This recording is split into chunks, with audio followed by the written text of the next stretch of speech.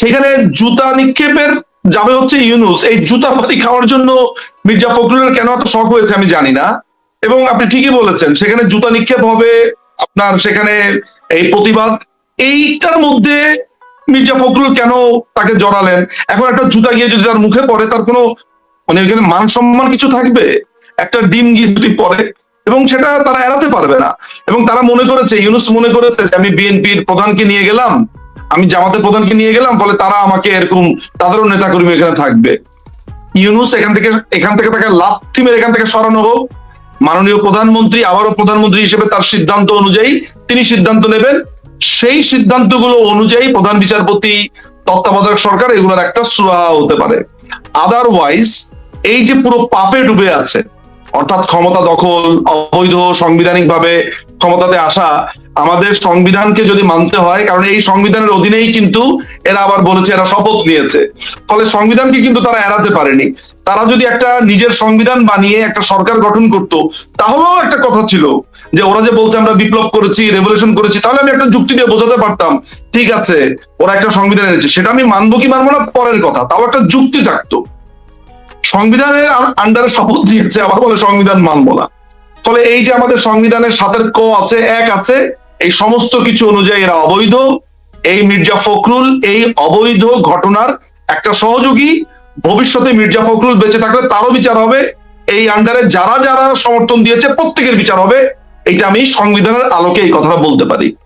একটা ঘটনা ঘটে যেতে পারে, কারণ হচ্ছে যে ওইখানকার যারা সাধারণ বাংলাদেশিরা আছে তারা এই ব্যাপারে ডিটারমাইন্ড, তারা এটার জবাব দেবে ইউনূসকে তারা, এবং ইউনূসের যেসব এসএসএফ বলেন, আর্মি অফিসারকে বলেন, রাস্তাঘাটের যেখানে পাওয়া যাবে সেখানেই তাদেরকে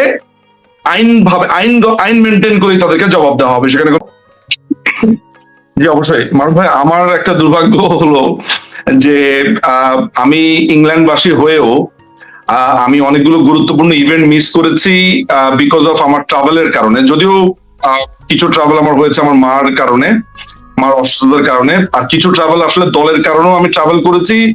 দেখা গেছে যে আমি গিয়েছি কোন একটা কনফারেন্সে বা একটা অনুষ্ঠানে আমেরিকাতে, আর প্রোগ্রাম হচ্ছে আপনার ইংল্যান্ডে। বাট ইউনূস যখন এসেছে তখন আমি একবারে শেষ দিন জয়েন করেছিলাম, আমি শুরুর দিকে থাকতে পারিনি। কিন্তু আমাদেরই যারা বড় ভাই, আমাদের নেতারা যারা আছেন, তারা সেখানে অসাধারণ সব দক্ষতা দেখিয়েছেন, কাজ করেছেন। সেখানে আপনারা জানেন যে প্রথম কথা হচ্ছে যে আমি আপনার এই প্রোগ্রামের মারফতই অনেকবারই বলেছি যে এটি কোনো বৈধ সরকার নয়। ইউনূস যে সরকার গঠন করেছে এটি অসাংবিধানিক এবং অবৈধ দখলদার একটি বাহিনী। বাংলাদেশের সংবিধানে এর কোনো অস্তিত্বই নাই। ফলে একজন বাংলাদেশের মানুষ যিনি বাংলাদেশের পাসপোর্ট ক্যারি করেন, যিনি বাংলাদেশেরও একজন নাগরিক, তিনি ব্রিটিশ পাসপোর্ট নিতে পারেন, সেটা ডাজন্ট ম্যাটার। ম্যাটারটা হচ্ছে বাংলাদেশ দ্বৈত নাগরিকত্ব অনুযায়ী সে বাংলাদেশের নাগরিক। ফলে তার রাষ্ট্রে একটি অবৈধ সরকার বিচরণ করবে এবং বাংলাদেশ সরকারের ফ্ল্যাগ উঁচিয়ে সে আমেরিকাতে যাবে, ইংল্যান্ডে যাবে, ইংল্যান্ডের সাধারণ মানুষ সেটা মেনে নেবে কেন? ফলে সেখানকার সাধারণ মানুষ প্রতিবাদ করেছে, তাকে জুতা নিক্ষেপ করেছে, পচা ডিম নিক্ষেপ করেছে, এবং সাধারণ মানুষ কালো পতাকা প্রদর্শন সহ জানিয়ে দিয়েছে তুমি বাংলাদেশের কেউ নও, তুমি বাংলাদেশে কে অবৈধভাবে দখল করেছো, তুমি একটি নির্বাচিত সরকারকে উৎখাত করে ষড়যন্ত্রের মাধ্যমে তুমি পশ্চিমা প্ল্যান তুমি বাস্তবায়ন করেছো, তুমি এখানে আমন্ত্রিত নও, তুমি এখানে স্বাগতম বা স্বাগত নও। এটাই সাধারণ মানুষ জানিয়ে দিয়েছে। আপনারা জানেন যে গত সপ্তাহে এই অবৈধ বাহিনীর যে একজন উপদেষ্টা মাহফুজ আলম, তাকে ইংল্যান্ডবাসীরা বেদম ভাবে আপনার দৌড়ানো দিয়েছে, সে পালিয়ে বেঁচেছে। সেই যে প্রোগ্রামে তার প্রতি জুতা নিক্ষেপ হয়েছে বলে শুনেছি, প্রতিবাদ হয়েছে। পৃথিবীর যেখানেই তারা যাচ্ছে না কেন, এমনকি নিউ ইয়র্কে আপনারা জানেন যে মাহফুজকে অন্তরীণ করে রাখা হয়েছে। সেখানে ক্রমাগত ভাবে ইউরোপ, আমেরিকাতে যেখানেই যাচ্ছেন না কেন, সাধারণ যারা বাংলাদেশি আছে, কোনো দলীয় না কিন্তু সাধারণ বাংলাদেশিরাই সেখানে আপনার প্রতিবাদে সামিল হচ্ছে, দলীয় কর্তা ব্যক্তিদের সাথেও। ফলে এই পরিস্থিতি এখন এমন। এবং আপনি নিউ ইয়র্কের প্রসঙ্গটা তুলেছেন মারুফ ভাই, ইনফ্যাক্ট নিউ ইয়র্কে আমারও যাওয়ার কথা আছে। আমি যেহেতু চেন্নাইতে, জি বলুন, কিছু বলছিলেন আপনি? না, আমি বলছিলাম ওইটা, আপনি কোন প্রশ্ন করেছেন এর মধ্যে? হ্যাঁ, আমি একটু লিঙ্কটা ধরিয়ে দেওয়ার জন্য যে আমরা লন্ডন থেকে এখন যদি নিউ ইয়র্কের বিষয়টিতে আসি, যে কি নিউ ইয়র্কে আসলে কি হবে, এত সবার নজর, সবাই একদম দেশে বিদেশে এবং বিভিন্ন দলের, আমার সঙ্গে বিভিন্ন দলের নেতা কর্মীদের সঙ্গে মাঝে মধ্যে যোগাযোগ হয়, অনেকে কমেন্টস করেন, কেউ হয়তো আমাদেরকে গালিগালাজ করেন, কেউ স্বাগত জানান, কিন্তু সবার একটা কৌতূহল, কিউরিওসিটি নিউ ইয়র্কে কি হবে, সেখানে কেন এমনটা হলো। নিউ ইয়র্কের ব্যাপারটা আমি আপনাকে বলি। নিউ ইয়র্কে যাওয়ার একজন যাত্রীও আমি আসলে। আমার সমস্ত কিছু নির্ধারিত হয়ে আছে, কিন্তু আমি আসলে আমার আম্মার অসুস্থতার কারণে এই মুহূর্তে চেন্নাইতে থাকার কারণে আমিও যেতে পারবো কিনা এখনো নিশ্চিত নই। ডিপেন্ড করবে আম্মার রিলিজ কবে হবে। তো কেন আমি আমার নিজের কথাটা বললাম, কারণ আমিও সেখানে যাব হচ্ছে, আপনারা জানেন যে ইউনুস জাতিসংঘের অধিবেশনে ভাষণ দিতে আসবে এবং সেখানে সে বাংলাদেশের বিভিন্ন বিষয় অ্যাড্রেস করবে, কিন্তু আমরা সেটা হতে দিতে চাই না। আমরা সেটার প্রতিবাদ করতে চাই, কারণ সে অসাংবিধানিক এবং অবৈধ দখলদার বাহিনীর প্রধান। গত বছর আমি নিউ ইয়র্কে, গত বছর 2024 সালের সেপ্টেম্বর মাসে আমি যোগ দিয়েছিলাম। আমি জাতিসংঘের সামনে প্রতিবাদে ছিলাম। সেখানে আপনার আমেরিকার বিভিন্ন স্টেট থেকে হাজার হাজার বাঙালিরা সেখানে যুক্ত হয়েছিলেন এবং ইউরোপ থেকে, কানাডা থেকে, অস্ট্রেলিয়া থেকে, পৃথিবীর বিভিন্ন জায়গা থেকে যারা যারা আসার মতো সেখানে ক্ষমতা ছিল, সামর্থ্য ছিল, তারা প্রত্যেকেই সেখানে এসে প্রতিবাদ জানিয়েছে। বাট এই বছরে কিন্তু আগের বছরের থেকে দ্বিগুণ হবে বলে জানি, এবং আমি আসলে সত্যি কথা বলতে আমি ইগারলি ওয়েটিং, যে আমি এবং আশা করছি যে আমি যেতে পারবো এবং এই প্রতিবাদে সামিল হতে পারবো। তো একজন সম্ভাব্য অংশগ্রহণকারী হিসেবে আমি আপনাকে এটা বলতে পারি যে সেখানকার এজেন্ডা গুলো কি। সেখানকার এজেন্ডা হচ্ছে যে ইউনুসকে সেখানে এটা জানিয়ে দেওয়া যে তুমি বাংলাদেশের কেউ নও, তুমি অবৈধভাবে বাংলাদেশে চেপে বসে আছো, তুমি এই রাষ্ট্রের তুমি কেউ না, তুমি একটি ষড়যন্ত্রকারী, তুমি পশ্চিমের এজেন্ডা নিয়ে বাংলাদেশকে একটি পশ্চিমা যুদ্ধক্ষেত্র বানাবার জন্য তুমি বাংলাদেশে এসেছো, তুমি বাংলাদেশকে একটি ব্যাটল ফিল্ড বানাতে চাচ্ছ, তুমি বাংলাদেশের মানুষের ভাগ্য নিয়ে ছিনিমিনি খেলেছো, তুমি একটি নির্বাচিত সরকারকে অবৈধভাবে তুমি উৎখাত করে তুমি এখানে ক্ষমতা দখল করে আছো। এই সমস্ত কিছু জানিয়ে দিতে আমরা সেখানে যাব, আমরা সেখানে প্রতিবাদ জানাবো। আপনি আপনার বক্তব্যে বলেছেন যে বিএনপি, জামাত, তারপর আরো কোন পার্টির যেন এদেরকে নিয়ে এসে সেখানে যাচ্ছে। সেটার কারণ হচ্ছে যে জুতা পেটা সে একা খেতে চায় না, সে চারজনকে নিয়েই জুতা পেটা খেতে চায়। কারণ জামাতকে সে নিয়ে যাচ্ছে কারণ জামাতকে তার দারওয়ান হিসেবে ব্যবহার করবে। শফিককে নিয়ে যাওয়ার কারণ হচ্ছে যে সেখানে জামাতিরা এসে যাতে তাকে পাহারা দেয়, পাল্টা প্রতিবাদ করে। কিন্তু এইবার একটা ঘটনা ঘটে যেতে পারে, কারণ হচ্ছে যে ওইখানকার যারা সাধারণ বাংলাদেশিরা আছে তারা এই ব্যাপারে ডিটারমাইন্ড, তারা এটার জবাব দেবে ইউনুসকে। তারা এবং ইউনুসের যেসব এসএসএফ বলেন, আর্মি অফিসারকে বলেন, রাস্তাঘাটের যেখানে পাওয়া যাবে সেখানেই তাদেরকে আইন মেনটেন করে তাদেরকে জবাব দেওয়া হবে। সেখানে কোনো বেআইনি কাজ কিছু হবে না। বাংলাদেশ আওয়ামী লীগের নেতা কর্মীরা কোনো বেআইনি কাজ করে না, করবেও না। সেখানে আইন মেনটেন করে ওই প্রতিবাদ তাদেরকে দেখিয়ে দেওয়া হবে এবং সারা পৃথিবীর মানুষদেরকে এটা বুঝিয়ে দেওয়া হবে যে একটি অবৈধ সরকার প্রধান বা একটি অবৈধ লোক এখানে এসেছে, তার প্রতি এখানে মানুষের ঘৃণা প্রদর্শিত হচ্ছে। এই হচ্ছে পুরো ব্যাপারটা। কিন্তু সেখানে আপনি যেমনটা বলছিলেন যে জামাতের কথা, এবং আমিও শুরুতে বললাম যে জামাত কিংবা অন্যদের নিয়ে যতটা না মানুষের কৌতূহল আছে, মির্জা ফখরুল ইসলাম আলমগীর বাংলাদেশ জাতীয়তাবাদী দলের মহাসচিব, তিনি যে যাচ্ছেন তাকে নিয়ে আরো যেন এখন বিশেষ করে ডক্টর ইউনূসের চেয়েও তার দিকে দৃষ্টিটা বেশি গেছে, যে তিনি যখন যাবেন এখন কেউ কেউ বলছেন যে এই যে ডিনসোরার কথা বললেন লন্ডনে, কিংবা জুতা নিক্ষেপ কিংবা কালো পতাকা, তো সেটি যদি লক্ষ্যভ্রষ্ট হয়ে কোনোভাবে এই মির্জা ফখরুল কিংবা জামাতের নেতাদের দিকে যায় বা এক্সিডেন্টালি যদি তাদের গায়ে পড়ে, সেটার দায় দায়িত্ব কে নেবে, কি হবে তখন? দেখেন মারুফ ভাই, আমি আপনাকে আজকের এই প্রোগ্রামের মাধ্যমে এখন থেকে যা যা বলবো এগুলো আইনি আলাপ এবং আমার মনে হয় গুরুত্বপূর্ণ বটে। নাম্বার 1, আমি বিএনপি বা তাদের জাতীয়তাবাদী দলের যে রাজনীতি সেটির আদর্শে আমি আদর্শিত নই, ফলে তাদের রাজনীতির প্রতি আমার কোনো আস্থা কিছুই নেই। কিন্তু বাংলাদেশের একজন জনতা হিসেবে, সাধারণ মানুষ হিসেবে আমি একটা পরামর্শ এর আগেও দিয়েছি, বলেছি, এমপি আচরণ করছে যে ছাগলের 3 নম্বর যে বাচ্চা আছে তার 3 নম্বর বাচ্চার মতো। শুনতে খারাপ শোনা যাচ্ছে আমার বক্তব্যটা, কিন্তু দিস ইজ দ্য রিয়েলিটি। বিএনপিতে তো আইনজীবী আছে, বিএনপিতে তো এমন না যে না তারা আইন জানে না।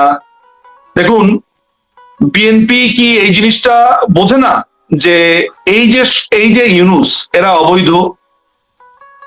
এরা এরা বলছে তারা 106 অনুচ্ছেদের আলোকে তারা সরকার গঠন করেছে, যেটা কমপ্লিটলি মিথ্যা কথা। কারণ ওই সময় 106 অনুচ্ছেদের আলোকে যেভাবে সরকার গঠনের কথা বলা হচ্ছে, সেখানে সরকার গঠন তো আসলে না, সেখানে সুপ্রিম কোর্টের একটা মতামতের প্রসঙ্গ আসে, সেই অনুযায়ীও আসলে এই ইউনূসরা গঠিত হয়নি। বাংলাদেশের সংবিধানে ইন্টারিম গভর্নমেন্ট বলে কিছু নেই। কেন আমি এই 106 অনুচ্ছেদ আর ইন্টারিম গভর্নমেন্ট কথাটা আনলাম মারুফ ভাই? এর কারণ হলো মির্জা ফখরুলরা একটা অবৈধ ঘটনার সাথে সহযোগী হিসেবে আবির্ভূত হয়েছে। আমাদের যে সংবিধান রয়েছে, আমাদের সংবিধানের আমি আপনাকে রেফার করব আমাদের সংবিধানের 7-1, এখানে পরিষ্কার করে বলা আছে, 7-2 এখানে পরিষ্কার করে বলা আছে যে এই ধরনের অবৈধভাবে ক্ষমতা দখল যারা করেছে তাদেরকে যারা সমর্থন দিবে তারাও রাষ্ট্রদ্রোহী। আমি জানি না যে মির্জা ফখরুল আসলে বা বিএনপি কেন এই জিনিসটা বুঝতে পারছে না যে বাংলাদেশের সংবিধান অনুযায়ী ইউনূসকে তারা কোনোভাবে সমর্থন দিতেই পারে না, এবং তারাও কেন এই পাপের সহযোগী হচ্ছে এটাও আমার বোধগম্য না। এখন আপনি আমাকে বলতে পারেন যে এই যে 5ই আগস্টের ঘটনা, এই ঘটনাতে বিএনপিও জড়িত ছিল, অবশ্যই। ফলে তারা এই সহযোগী হিসেবে এই ঘটনাতে তারাও এখানে দায়বদ্ধ আছে। ভবিষ্যতের বিচার হলে এই মির্জা ফখরুলেরও বিচার হবে। এই বিএনপি যদি আজকে ইলেকশনে যায়, এই ইলেকশনের মাধ্যমে গঠিত সরকার সমস্ত কিছু অবৈধ হবে। এই বলে না যে ওই যে একটা কথা আছে গ্রাম বাংলাতে যে ভালো পিঠটা খাউজায়া খাউজায়া আ কইরা ফালাইছে। তো এই ভালো পিঠটা মানে বিএনপি যদি এখন ক্লিন থাকতে চায়, তারা পরিষ্কার করে বলবে যে আদালতে তত্ত্বাবধায়ক সরকারের যেই রিভিউ পিটিশনটি এখন শুনানির মধ্যে আছে, তত্ত্বাবধায়ক সরকার যদি ফেরত আসে, তাহলে মাননীয় প্রধানমন্ত্রী, বাংলাদেশের মাননীয় প্রধানমন্ত্রী শেখ হাসিনা, তিনি কিন্তু ইচ্ছা করলে সিদ্ধান্ত নিতে পারেন, তার সরকার ইচ্ছা করলে আপনার রিজাইন করতে পারেন, সেটা সাংবিধানিক ভাবেই হবে। এবং তখন সেটা মিউচুয়াল আন্ডারস্ট্যান্ডিং এর মাধ্যমে তখন তত্ত্বাবধায়কের মাধ্যমে ইলেকশন হলেও হতে পারে যদি সেটা ফেরত আসে। যদিও আমি পরিষ্কার ভাবে বলছি যে এই আদালতের মাধ্যমে কোনো সিদ্ধান্তকেও আমি মানতে নারাজ, কারণ এখন যে প্রধান বিচারপতি আছে এটাও অবৈধ। এই কোনো বৈধভাবে আসেনি, এটি কয়েকটি ছাত্র তাকে এখানে বসিয়েছে। আমাদের যে সাংবিধানিক রুলস আছে, প্রসিডিউর আছে, এই অনুযায়ী এই প্রধান বিচারপতিও আসেনি। ফলে একমাত্র বাংলাদেশের সাংবিধানিক এই জটিলতা কাটতে পারে কিভাবে? ইউনূস এখান থেকে তাকে লাথি মেরে এখান থেকে সরানো হোক, মাননীয় প্রধানমন্ত্রী আবারও প্রধানমন্ত্রী হিসেবে তার সিদ্ধান্ত অনুযায়ী তিনি সিদ্ধান্ত নেবেন, সেই সিদ্ধান্তগুলো অনুযায়ী প্রধান বিচারপতি, তত্ত্বাবধায়ক সরকার এগুলোর একটা সুরাহা হতে পারে। আদারওয়াইজ এই যে পুরো পাপে ডুবে আছে, অর্থাৎ ক্ষমতা দখল, অবৈধ সাংবিধানিক ভাবে ক্ষমতাতে আসা, আমাদের সংবিধানকে যদি মানতে হয়, কারণ এই সংবিধানের অধীনেই কিন্তু এরা আবার বলেছে এরা শপথ নিয়েছে, ফলে সংবিধানকে কিন্তু তারা এড়াতে পারেনি। তারা যদি একটা নিজের সংবিধান বানিয়ে একটা সরকার গঠন করত, তাহলেও একটা কথা ছিল যে ওরা যে বলছে আমরা বিপ্লব করেছি, রেভলিউশন করেছি, তাহলে আমি একটা যুক্তি দিয়ে বোঝাতে পারতাম ঠিক আছে ওরা একটা সংবিধান এনেছে, সেটা আমি মানবো কি মানবো না পরের কথা, তাও একটা যুক্তি থাকতো। সংবিধানের আন্ডারে শপথ দিয়েছে, আবার বলে সংবিধান মানবো না। ফলে এই যে আমাদের সংবিধানের 7-ক আছে, 1 আছে, এই সমস্ত কিছু অনুযায়ী এরা অবৈধ। এই মির্জা ফখরুল এই অবৈধ ঘটনার একটা সহযোগী। ভবিষ্যতে মির্জা ফখরুল বেঁচে থাকলে তারও বিচার হবে, এই আন্ডারে যারা যারা সমর্থন দিয়েছে প্রত্যেকের বিচার হবে। এটা আমি সংবিধানের আলোকে এই কথাটা বলতে পারি। এই হচ্ছে ব্যাপার। যে মির্জা ফখরুল ভুল করছে। এখন এই ক্ষেত্রে আরেকটু যে নিউ ইয়র্কে, আমি আজকে নিউ ইয়র্কে দুজনের সঙ্গে আমার কথা হয়েছে, এবং আপনার মতো যারা ইউকে থেকে আবার যাবেন পরিস্থিতি দেখতে, তেমন একজনের সঙ্গে কথা হয়েছে। সেইখানে বিএনপি, জামাত এবং এর বাইরেরও কিছু লোকজন জোটবদ্ধ হচ্ছেন, এবং তারাও এয়ারপোর্টের আশেপাশে ভিড় করবেন, কিংবা হোটেলের আশেপাশে, ভেন্যুর আশেপাশে তারা ভিড় করবেন। আওয়ামী লীগ যাতে তাদের উপরে কোনো, অর্থাৎ ডক্টর ইউনূস কিংবা বিএনপি জামাত নেতাদের উপরে কোন রকম আক্রমণ না করতে পারে, তার মানে কি সেখানে একটি বাংলাদেশের যে সংঘাতময় রাজনীতি আমরা এর আগে দেখেছি সেরকম একটা সংঘাতময় পরিস্থিতি কি সেখানে নিউ ইয়র্কে হওয়ার আশঙ্কা আছে? আপনি কি মনে করেন যদি এরকম হয় যে কোনো একটু তারা জুতা দেখালো কিংবা বিক্ষোভকারীরা জুতা দেখালো কিংবা ডিম ছুড়লো, তাহলে বিএনপি জামাত তারাও তো বসে থাকবেন না? তার মানে সেখানে কি একটা সংঘাতের আশঙ্কা আছে কিনা? ডেফিনেটলি আছে। আপনার প্রশ্নের এক কথার উত্তর হচ্ছে ডেফিনেটলি আছে। মির্জা ফখরুলকে ব্যক্তিগতভাবে আমি অত্যন্ত সজ্জন এবং আমি একজন ভদ্রলোক হিসেবে সবসময় বিবেচনা করি। লোকটা বিএনপির রাজনীতি করলেও মানুষ হিসেবে তাকে আমার অত্যন্ত নিমাট ভদ্রলোক বলে মনে হয়। যদিও পলিটিক্যালি আমাদের বিরুদ্ধে তো কত কথাই বলে, কিন্তু আমি যদি ধরেন পলিটিক্স এর উপরে উঠে গিয়ে একটা নর্মাল মানুষ হিসেবে বিবেচনা করি, মির্জা ফখরুলকে আপনার একজন ভদ্রলোক বলা যেতে পারে। আমি জানি না এই ভদ্রলোক, তার তো রাজনৈতিক প্রজ্ঞা আছে, দীর্ঘদিন ধরে রাজনীতি করেছেন। এই জার্নিতে তিনি কেন সেখানে সামিল হয়েছেন আমার এটা মাথার উপর দিয়ে যাচ্ছে। সেখানে একটা ভয়ঙ্কর রকমের সংঘর্ষের সম্ভাবনা আছে। জুতা নিক্ষেপ তো আপনি কম বললেন, তার থেকেও ভয়ঙ্কর কিছু হতে পারে বলে আমার ধারণা। সেখানে সাধারণ মানুষ যেভাবে ফুঁসে আছে, আপনি জানেন যে বিভিন্ন স্টেট থেকে হাজার হাজার মানুষ আমার ফোনে, আমি এগুলো নিয়ে কথাবার্তা বলছি। বললাম না যে আমি এখন আছি হচ্ছে আপনার চেন্নাইতে, এখান থেকে আমি ফ্লাই করার সম্ভাবনা আছে। এখানে বিভিন্ন জায়গা থেকে আপনার ওই নিউ ইয়র্কে যাচ্ছে। তো এই ধরনের একটা ঘটনা, সেখানে জুতা নিক্ষেপের যাবে হচ্ছে ইউনূস, এই জুতা বাড়ি খাওয়ার জন্য মির্জা ফখরুলের কেন এত শখ হয়েছে আমি জানি না। এবং আপনি ঠিকই বলেছেন, সেখানে জুতা নিক্ষেপ হবে, আপনার সেখানে এই প্রতিবাদ, এইটার মধ্যে মির্জা ফখরুল কেন তাকে জড়ালেন? এখন একটা জুতা গিয়ে যদি তার মুখে পড়ে, তার কোনো মানে এখানে মান সম্মান কিছু থাকবে? একটা ডিম গিয়ে যদি পড়ে, এবং সেটা তারা এড়াতে পারবে না। এবং তারা মনে করেছে, ইউনূস মনে করেছে যে আমি বিএনপির প্রধানকে নিয়ে গেলাম, আমি জামাতের প্রধানকে নিয়ে গেলাম, ফলে তারা আমাকে এরকম, তাদেরও নেতাকর্মী এখানে থাকবে। ওরা কি বুঝতে পারে যে এই নিউ ইয়র্কে শুধু বাংলাদেশ আওয়ামী লীগের নেতাকর্মীরা আসছে না, সাধারণ মানুষ, মারুফ ভাই, সাধারণ মানুষ। আমি জানি বিভিন্ন ইউনিভার্সিটির যারা প্রফেসর আছে, এখানে পড়ালেখা করান, একেবারে ধরেন রাজনীতিতে আসেই নাই, তারা সেখানে আসবে। শত শত ডক্টরস, ইঞ্জিনিয়ার্স, বিভিন্ন প্রফেশনাল, সাধারণ মানুষ, ব্যবসায়ী সেখানে উপস্থিত হবে।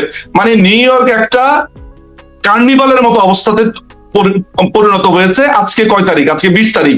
অলমোস্ট আপনার 22 তারিখ একটা প্রোগ্রাম আছে, 26 তারিখে তো মেইন প্রোগ্রাম, অলমোস্ট রওনা দিয়ে দিয়েছে। আমি তো আমার তো এক পা আমি নিউ ইয়র্কে দিয়েই রেখেছি।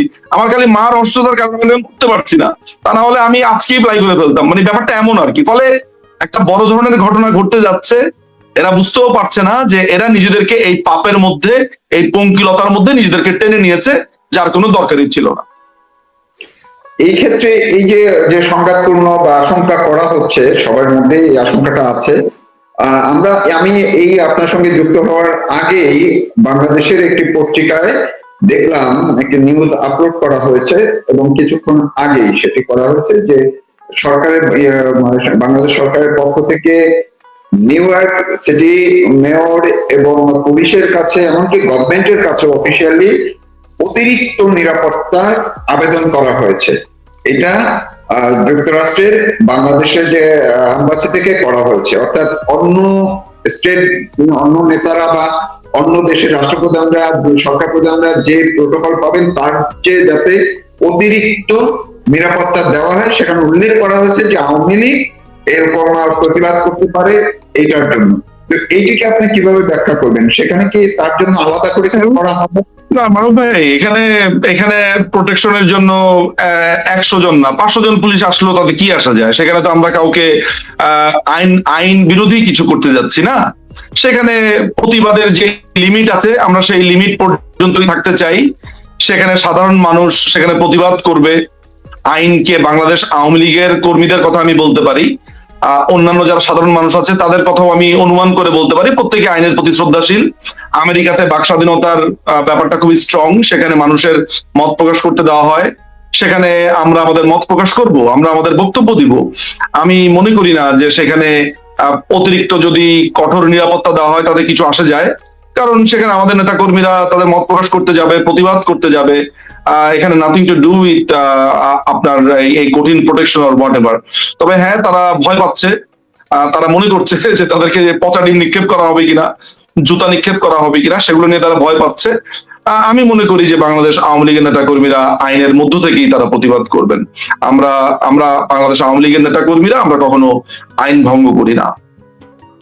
যে আমার একজন দর্শক যারা দেখছেন কমেন্টস করছেন, এবং এটি গতকালকে আমি আরেকজন গেস্টের সঙ্গে বলছিলাম, এই বিষয়টি আলোচনা হচ্ছে যে ডক্টর ইউনূস, মির্জা ফখরুল এবং জামাত নেতাকে নেওয়ার অন্যতম নেই কারণটি হচ্ছে তাদের উপরে যদি কোনোভাবে ওখানে তারা যদি কোনো ঘটনার শিকার হন, তাৎক্ষণিকভাবে বাংলাদেশে যাতে আবার বিএনপি জামাত তাদের মধ্যে যে একটা দূরত্ব তৈরি হয়েছে, তারা যেন ঐক্যবদ্ধ হয়ে আওয়ামী লীগের বিরুদ্ধে দেশে আবার একটা পরিস্থিতি তৈরি করতে পারে।